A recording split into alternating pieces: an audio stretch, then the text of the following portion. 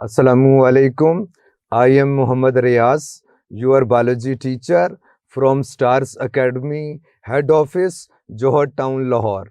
आज हम डिस्कस करेंगे पाकिस्तान मेडिकल कमीशन के जिस टॉपिक को, उसे biological molecules, biomolecules and enzymes कहते। और प्यारे बच्चों, इस पे जो टेस्ट है वो आपने सॉल्व कर लिया होगा। इस टेस्ट पे जो भी एमसीक्यूज हैं बारी बारी उन पे बात होगी। कोई भी कंफ्यूजन हो तो आप ऐप पे ज़रूर पूछिएगा। तो प्यारे बच्चों, पहला एमसीक्यू देख लीजिए कि these are most abundant organic compounds to be found in cells. आपको मालूम कौन है?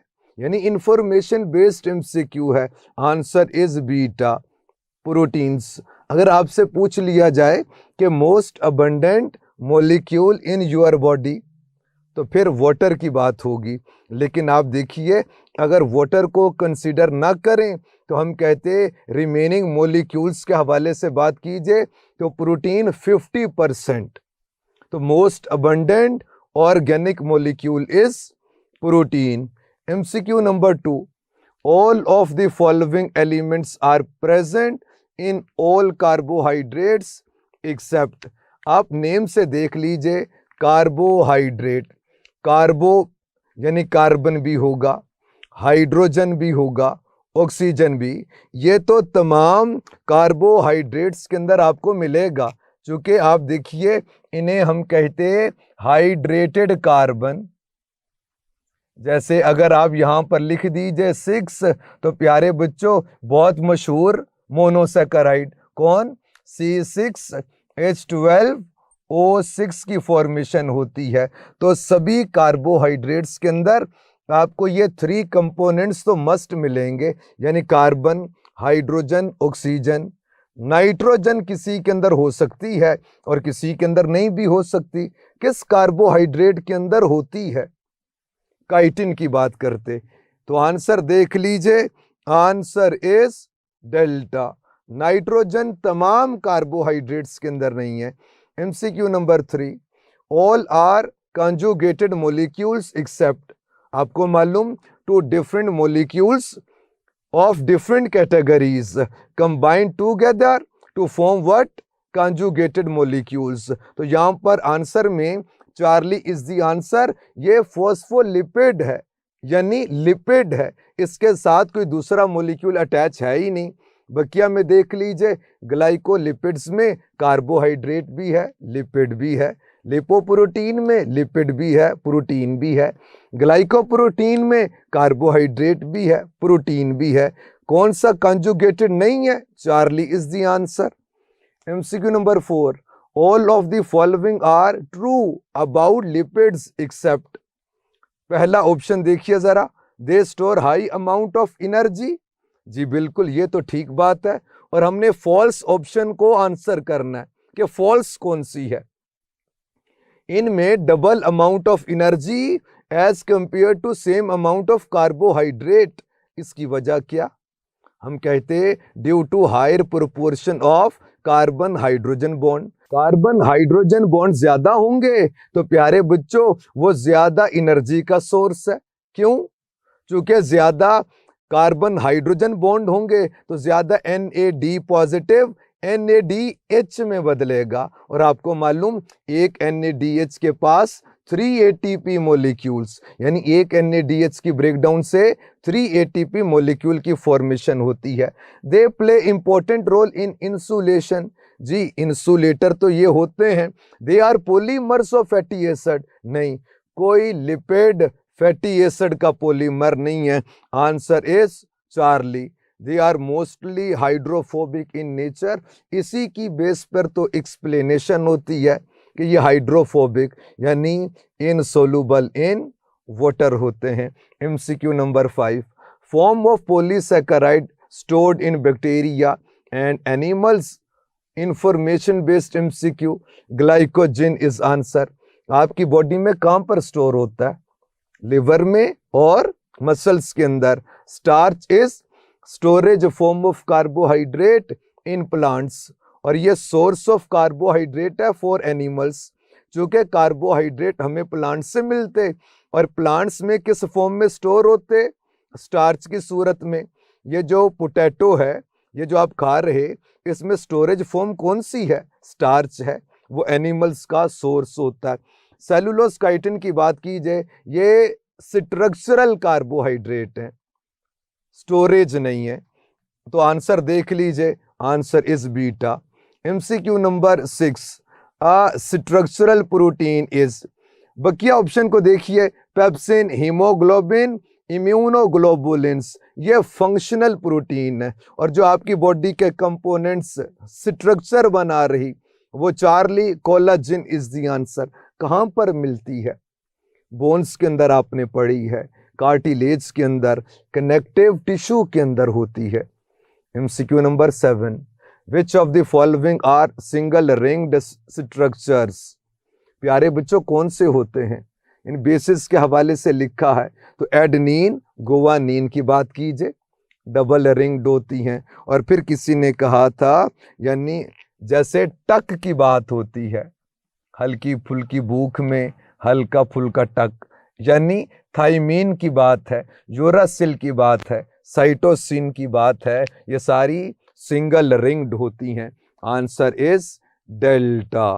बाकी आप देखिए, किसी ऑप्शन के अंदर आपको गुवानीन मिल जाएगी, डबल रिंग्ड है, किसी ऑप्शन में एडनीन भी है, वो डबल रिंग्ड है। जो प्योर सिंगल रिंग्ड है वो कौन सी हैं, thymine, uracil, cytosine. MCQ number 8, glycosidic linkage is, आपको मालूम है कार्बन ऑक्सीजन कार्बन लिंकेज है, इसे कुछ और भी कहते, इसी को तो ईथर लिंकेज भी कहते। Answer is beta. MCQ number 9, peptide linkage is, हम कहते कार्बन नाइट्रोजन लिंकेज, ये क्या है, पेप्टाइड लिंकेज है। Answer is alpha. MCQ number 10, which one is found only in RNA, तो प्यारे बच्चों अगर आप साइटोसिन की बात कीजिए, वो डीएनए के अंदर भी है, आरएनए के अंदर भी। एडनीन और गुवानीन डीएनए के अंदर भी हैं, आरएनए के अंदर भी, लेकिन यूरासिल आपको आरएनए के अंदर मिलती है। Charlie is the answer. वो फेसबुक पे किसी ने स्टेटस दिया था कि I like RNA because you is present in RNA. उस यू से कौन मुराद है, यूरासिल। यही तो बताना आपको कि यूरासिल आपको आरएनए के अंदर मिलती है बस।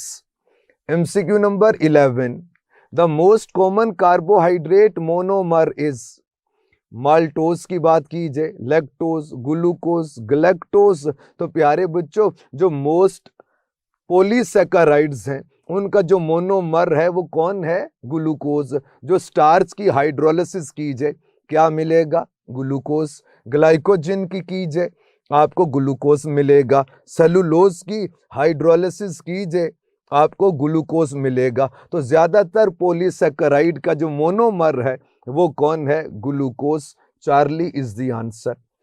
MCQ number 12, which forms nails, hair and feathers, answer is keratin. याद रखिए, कैरेट हॉर्न्स को कहते, सींगों को कहते, इन विद इन को कहते। तो सबसे पहले हॉर्न्स में देखी गई तो नाम रख दिया कैरेटिन, यानी that is present in horns. Answer is beta. MCQ number 13, evaporation of 2 ml of water from 1 liter corresponds to dash decrease in temperature, प्यारे बच्चों 1 degree centigrade. Charlie is the answer. आप देखिए 574 किलो कैलोरी पर KG, ये क्या होती है, specific heat of vaporisation है। और इतनी ज्यादा हीट रिक्वायर होती है थोड़े से वाटर को इवेपोरेट करने की खातिर। तो यही तो प्यारे बच्चों आपको स्टेबिलिटी दे रहा है, वरना शायद सब्लिमेशन हो जानी थी कि टेम्परेचर के बढ़ने से सॉलिड से सीधा गैसियस फॉर्म के अंदर बदलते। MCQ number 14, sucrose is non reducing due to, carbohydrate में जो रिडक्शन की वजह है वो फ्री एल्डो कीटो ग्रुप की वजह से है। तो जब सुक्रोज बनती है उसमें जो लिंकेज है वो 1-2 ग्लाइकोसिडिक लिंकेज, यानी ग्लूकोज के 1 पोजीशन से एल्डो ग्रुप गया, फ्रुक्टोज के सेकेंड कार्बन से कीटो ग्रुप गया, तो 1-2 ग्लाइकोसिडिक लिंकेज होता है। यानी ना ग्लूकोज के पास एल्डो रहा, ना फ्रुक्टोज के पास कीटो रहा, तो वो कैसी हो जाएगी? नॉन रिड्यूसिंग, यानी 1-2 glycosidic bond between glucose and fructose.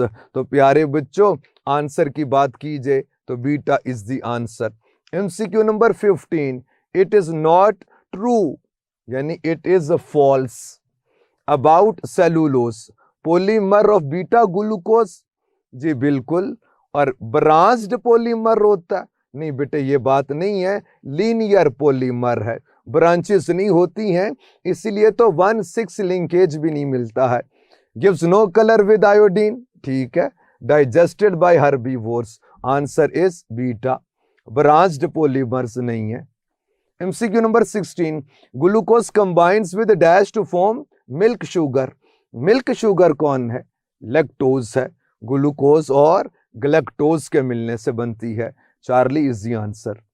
MCQ number 17, most of the cellular secretions are dash in nature, answer is alpha glycoproteins.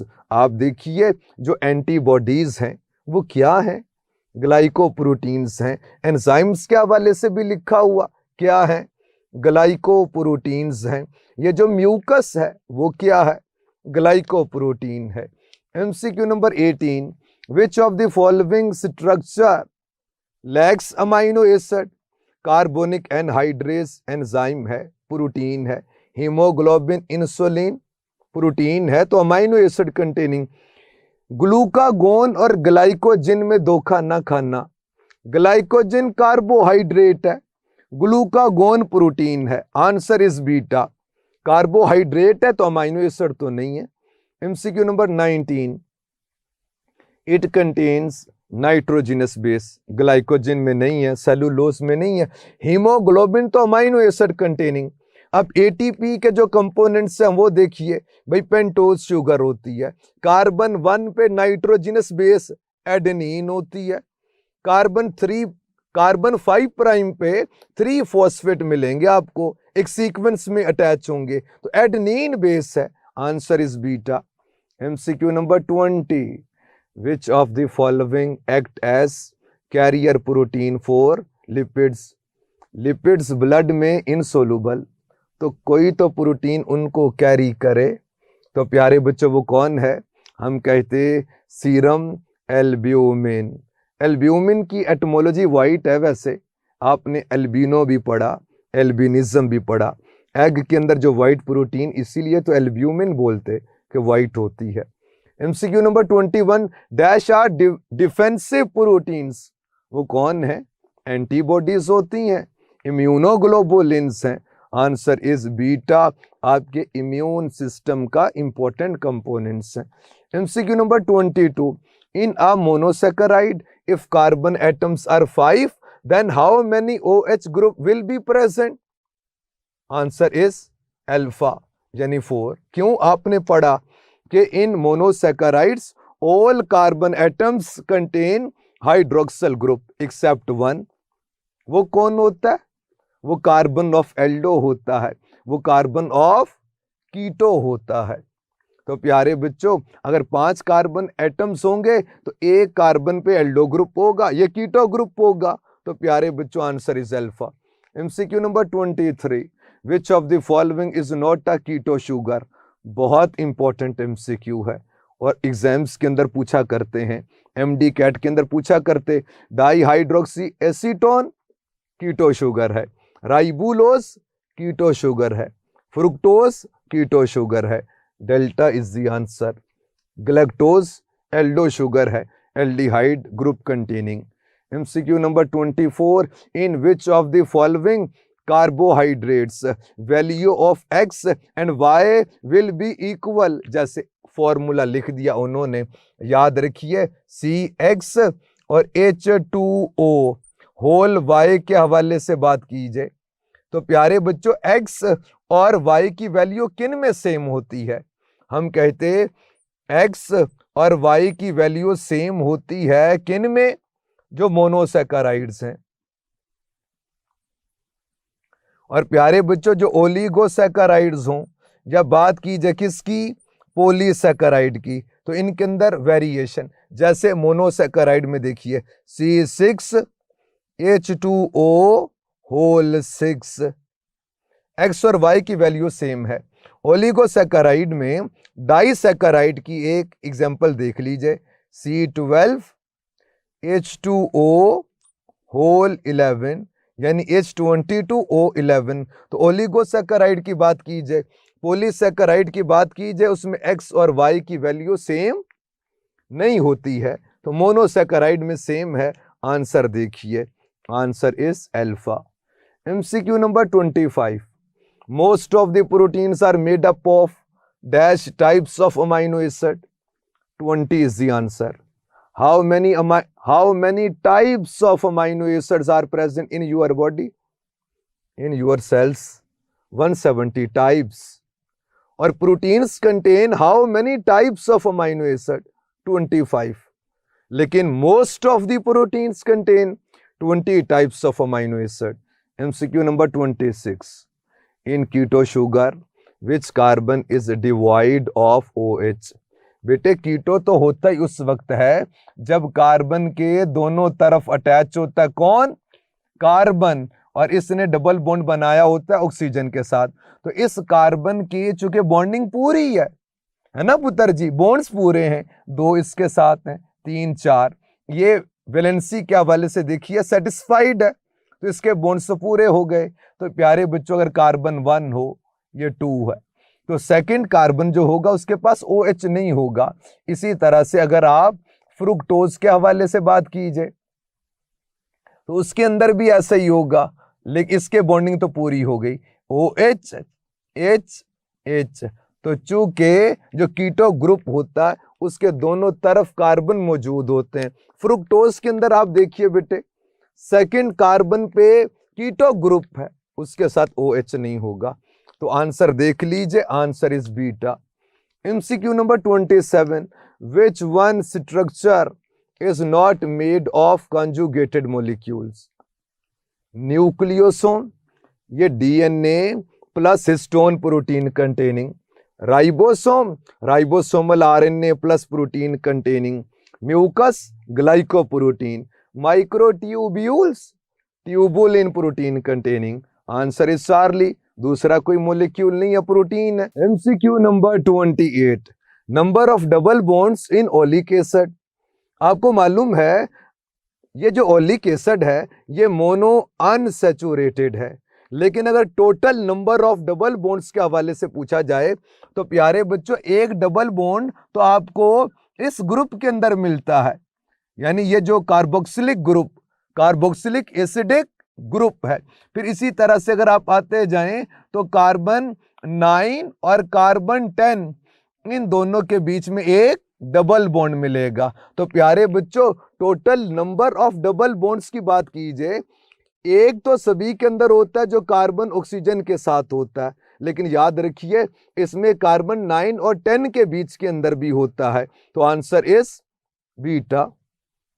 अगर कार्बन कार्बन के बीच में पूछेंगे तो फिर हम लोग बोलेंगे सिर्फ एक डबल बॉन्ड है, लेकिन अगर पूरे मॉलिक्यूल के हवाले से पूछा जाए कि ओलिक एसिड में कितने, तो हम कहेंगे जी 2 डबल बॉन्ड्स हैं। MCQ number 29, it gives blue colour with iodine test. आप बताइए, information based answer is alpha, starch answer है। Glycogen gives which colour? हम कहते हैं red colour with iodine. Cellulose gives no colour with iodine, और sucrose के साथ तो बात ही नहीं होती। Major portion of RNA in cell is, answer is Charlie, ribosomal RNA 80%, और messenger RNA 3 to 4%, tRNA 10 to 20%। Messenger RNA और ट्रांसफर RNA को मिला भी दें तो राइबोसोमल RNA से बहुत कम है, तो मोस्ट अबंडेंट चार्ली है, यानी ribosomal RNA। MCQ number 31, optimum pH of enterokinase is, pH के हवाले से वो तकरीबन कुछ एंजाइम्स हैं, उनकी ऑप्टिमम पीएच के हवाले से लिखा, और आपको एक निमोनिक्स भी बताई थी। तो प्यारे बच्चों इसकी वैल्यू 6.8 होती है और 7 से कम है हल्की सी, तो slightly acidic, alpha is the answer.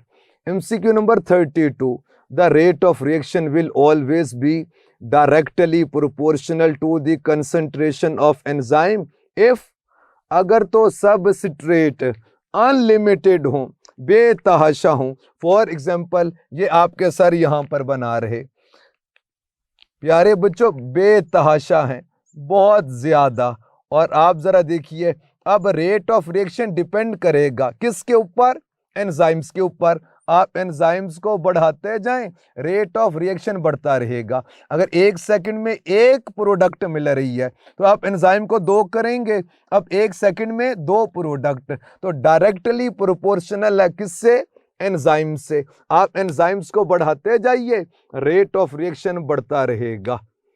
यानी अगर तो फिर स्टेटमेंट सुन लीजिए, the rate of reaction will always be directly proportional to the concentration of enzyme if substrate concentration is unlimited, beta is the answer. Next जरा देखिए 33, enzymes belong to which class of protein, क्या ये fibrous protein है? नहीं बेटे, इनसोलुबल हो जाएंगी, chemical reaction कैसे होगा, वो तो एक्वस मीडिया में ग्लोबुलर प्रोटीन है, beta is the answer. MCQ number 34, apoenzyme is, हम कहते हैं an enzyme without cofactor is known as apoenzyme, यानी cofactor non protein part attach नहीं है तो सिर्फ प्रोटीन पार्ट ही होगा।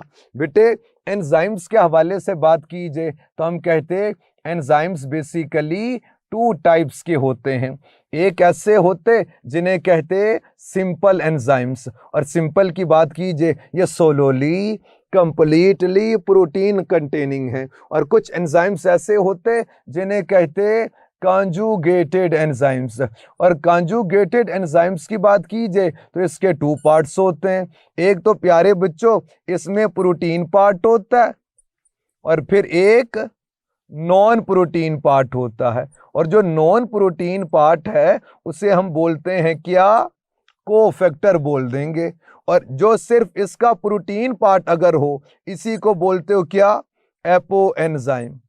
और एपो एंजाइम के साथ जब नॉन प्रोटीन पार्ट मिल जाए उसे होलो एंजाइम कहते, होलो कंप्लीट को कहते। तो प्यारे बच्चों ये सिर्फ प्रोटीन पार्ट होगा, answer is alpha. MCQ number 35, specificity of an enzyme is determined bye, तो प्यारे बच्चों हम लोग बोलते हैं कि number and sequence of amino acid, ये पर्टिकुलरली ये स्पेसिफिकेशन होती है किसके साथ, charge and shape of active site. आप देखिए प्यारे बच्चों जब इनहिबिटर आता है नंबर ऑफ अमाइनो एसिड उतने ही रहेंगे, सीक्वेंस ऑफ अमाइनो एसिड उतना ही रहेगा, लेकिन चार्ज के चेंज हो जाने की वजह से, शेप ऑफ एक्टिव साइट के चेंज हो जाने की वजह से एंजाइम्स नॉन फंक्शनल हो जाएंगे, और उनकी जो स्पेसिफिसिटी है रिएक्शन के हवाले से वो उसकी शेप ऑफ एक्टिव साइट की वजह से है। आप एलोस्टेरिक एंजाइम्स को देखिए, जब तक प्यारे बच्चों अगर एंजाइम की शेप में थोड़ी सी कुछ इस तरह से चेंज है, इसका जो सबस्ट्रेट इसके अंदर फिट आकर नहीं बैठ सकता, तो करना क्या होगा, रेगुलेटर सब्सटेंस आकर जब करेगा बाइंड इसकी शेप के अंदर आएगा चेंज, तो ये स्पेसिफिसिटी है, यानी हम कहते charge and shape of active site के साथ specification. MCQ number 36, an activated enzyme consisting of polypeptide chain and a cofactor, तो प्यारे बच्चों वो कंप्लीट एंजाइम हो गया, अभी तो बताया holo enzyme, answer is Charlie. Pro enzymes ऐसे एंजाइम्स होते हैं कि जब इनकी फॉर्मेशन होती है तो इनएक्टिव फॉर्म के अंदर, और साइट ऑफ एक्शन पे जाकर पहुंचकर इनको एक्टिवेटेड फॉर्म के अंदर लेकर आएंगे, जैसे पेप्सिनोजिन इनएक्टिव फॉर्म के अंदर, पेप्सिन में कन्वर्ट होगी स्टमक में, एक्टिव फॉर्म में। MCQ number 37, activators are usually derived from. आप देखिए कौन है, हम आयरन की बात कर रहे होते, कॉपर की बात होती है, तो प्यारे बच्चों मेटल्स हैं, आंसर इज डेल्टा। को एंजाइम्स की बात की जाए तो वो डेरिवेटिव्स हैं विटामिन्स के, तो ये एक्टिवेटर्स का पूछा गया। MCQ number 38, a cofactor made of inorganic ion which is detachable is called, वो एक्टिवेटर होता है। Detachable inorganic activator, detachable organic को एंजाइम होता है, और टाइटली बॉन्डेड ऑर्गेनिक होता है वो प्रोस्टैटिक ग्रुप। तो बेटे इनऑर्गेनिक हो detachable, beta is the answer, activator. MCQ number 39, a three-dimensional cavity bearing a specific charge by which the enzyme reacts with its substrate is called active site। यानी पूरी बात हो रही है बेटे, answer is alpha. MCQ number 40, which step causes activation of catalytic site of an enzyme। प्यारे बच्चों जो बाइंडिंग साइट है उसका फंक्शन है कि रिकॉग्निशन ऑफ प्रॉपर सबस्ट्रेट। फिर जब एंजाइम सबस्ट्रेट कॉम्प्लेक्स बनेगा तो फिर कैटालिटिक साइट की एक्टिवेशन होगी और फिर कैटालिसिस होगा, answer is Charlie. MCQ number 41, in a naturally occurring chemical reaction all active sites are occupied, the rate of reaction would be. हम कहते हैं अगर ऑल साइट ऑक्युपाई हो गई तो रेट ऑफ रिएक्शन कांस्टेंट हो जाएगा और यही मैक्सिमम होगा, answer is delta. MCQ number 42, if addition of substrate does not increase the rate of reaction this stage is saturation. कि all active sites are occupied, तो प्यारे बच्चों answer is alpha. MCQ number 43, excessive increase in temperature of medium causes the enzyme molecule to be denatured, beta answer है, bond breakage हो जाएगा। जब extreme increase in temperature होता है from optimum pH तो बेटे हाइड्रोजन बॉन्ड ब्रेक हो जाएगा, enzyme inactive non functional denature हो जाएगी। 44, इनहिबिटर्स आर केमिकली डैश। बेटे ये मेटल्स भी होते हैं, सिल्वर की बात होती है, इनऑर्गेनिक भी हैं, साइनाइड, और इस तरह से कुछ पॉइजनस मटेरियल की बात कीजिए, आप एंटीबायोटिक्स की बात कीजिए, ऑर्गेनिक, आंसर इज डेल्टा, सभी हो सकते हैं। MCQ number 45, optimum temperature of enzymes present in human body. Generally हम बोल दिया करते कि 37 है, अगरचे 37 से थोड़े से कम पे ये वर्क कर रहे होते हैं, लेकिन जब फीवर होता है तो फिर टेम्परेचर थोड़ा सा इंक्रीज 37 जब होता है फिर ऑप्टिमम इनकी फंक्शन हो रहा होता है। 37 is the answer. MCQ number 46, malonic acid is an example of, याद रखिए ये कंपेटिटिव इनहिबिटर है, इसका कंपटीशन किस मॉलिक्यूल के साथ, सक्सीनेट के साथ, और ये कंपेटिटिव इनहिबिटर है सक्सीनेट डिहाइड्रोजिनेज का, और उसको इनहिबिट करेगा एक्टिव साइट को ऑक्युपाई करके। तो प्यारे बच्चों रिवर्सिबल आंसर नहीं करेंगे क्योंकि उसमें कंपेटिटिव भी आते हैं, नॉन कंपेटिटिव भी आते हैं, तो मोर क्लोजर आंसर यानी ये कंपेटिटिव इनहिबिटर है, एक्टिव साइट पे अटैक करता है। MCQ number 47, silver breaks dash bond of enzyme. तो आपने पढ़ा है सिल्वर की बात कीजिए, मरकरी की बात कीजिए, ये ऐसे इनहिबिटर हैं जो डाइसल्फाइड बॉन्ड को ब्रेक करते हैं, यानी सॉल्ट्स ऑफ हैवी मेटल्स की बात है। MCQ नंबर, इसका आंसर क्या है कि डाइसल्फाइड बॉन्ड को ब्रेक करते, तो Charlie is the answer. MCQ number 48, enzymes dash the activation energy of a chemical reaction. तो एंजाइम्स तो डिक्रीज ही करेंगे, चार्ली आंसर है। और क्यों करेंगे, तो प्यारे बच्चों टॉपिक को जो इसके ऊपर वीडियो लेक्चर मौजूद है उसको अच्छे से पढ़ लीजिए, आपको समझ आ जाएगा। तो प्यारे बच्चों बताया था कि एंजाइम सबस्ट्रेट के शेप को चेंज कर रहा होता है, यानी चार्ज को करेगा चेंज, प्रॉपर ओरिएंटेशन देगा, प्रॉपर साइड से करेगा अटैक। तो वो काम जो बहुत ज्यादा एक्टिवेशन एनर्जी दे के करना होगा, एंजाइम उसको ऐसा ऑर्गेनाइज करेगा कि लो एक्टिवेशन एनर्जी पे वो काम हो जाएगा। तो एंजाइम डिक्रीज ही करते हैं।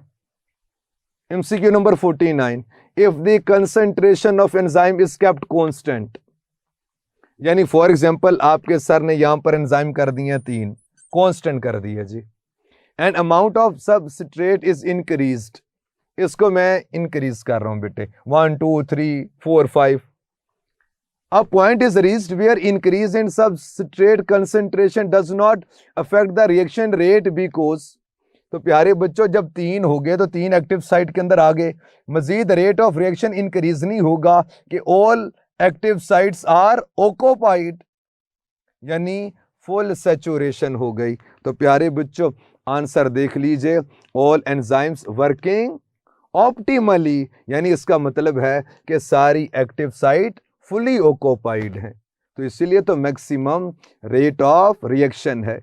MCQ number 50, most sensitive bond in enzyme to temperature is, तो टेम्परेचर सेंसिटिविटी के हवाले से बात कीजिए, जो मोस्ट सेंसिटिव वो हाइड्रोजन बॉन्ड होता है, आंसर इज चार्ली।